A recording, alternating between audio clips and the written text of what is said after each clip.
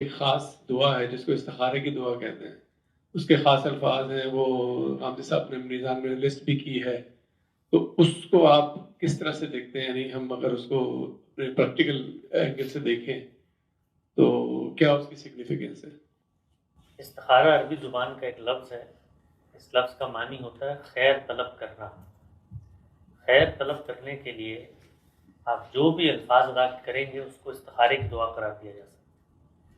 تو یہ کوئی دین نے مشروع طریقہ نہیں ہے کہ آپ کو کوئی فیصلہ کرنا ہے شادی کا، نوکری کا، پلاٹ خریدنے کا یا ملک سے باہر کہیں جانے کا، تو آپ اللہ تعالیٰ کے ساتھ کوئی خاص معاملہ کریں گے جس کا نام استخارہ رکھ دیا گیا ہے، اور پھر آپ کو کوئی اشارات اور اس طریقے کے کچھ سائنز مل جائیں گے، ایسی اس کی کوئی حقیقت نہیں ہے۔ استخارہ بہت سادہ چیز ہے، خیر کی دعا کرنا۔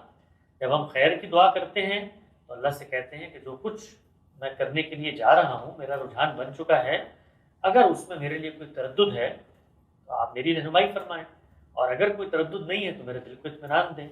لیکن دنیا کے جتنے معاملات ہوتے ہیں اس میں فیصلہ علم، عقل اور میرٹ کی بنیاد پہ کیا جاتا ہے، اس کے بعد اللہ سے خیر کی دعا مانگی جاتی ہے۔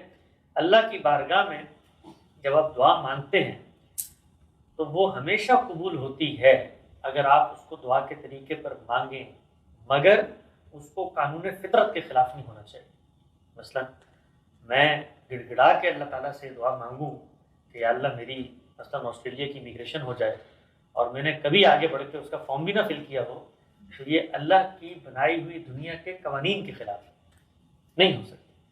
لیکن میں نے فارم بھی فل کیا، انٹرویو بھی دیا، ہیلتھ ایگزامینیشن بھی پاس کیا، اس کے بعد اللہ تعالیٰ سے یہ خیر کی دعا مانگتا ہوں کہ کوئی چیز مانے نہ بنے اس چیز میں۔ یہ بھی تو ہو سکتا ہے کہ امیگریشن آ جائے لیکن والے سب بیمار ہو جائیں۔ اللہ کے دست قدرت میں کائنات کا انتظام ہے، تو وہ تو میرے لیے کہیں بھی رکاوٹ پیدا کرنا چاہیں تو کر سکتے ہیں۔ صرف یہ نہیں ہے کہ میری محنت کے نتیجے میں مجھے سب کچھ مل جائے، مجھے آخر کسی گاڑی میں بیٹھ کے ایئرپورٹ بھی جانا ہے، راستے میں طوفان آئے اور میں بہ جاؤں تو کیا ہوگا؟ تو ہر جگہ پر ہم محتاج ہیں۔ استخارہ خیر کی دعا ہے۔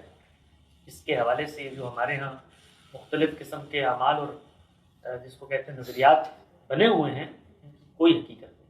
یہ دین میں ایک طرح کی تعریف ہے، پانی میں کاغذ لکھ کے دعائیں لکھنا اور پھر اس کے بعد تصور کرنا، اسی طریقے سے یہ سوچنا کہ رات کو خواب آ جائے گا، یہ سب میڈ ان انڈیا پاکستان میں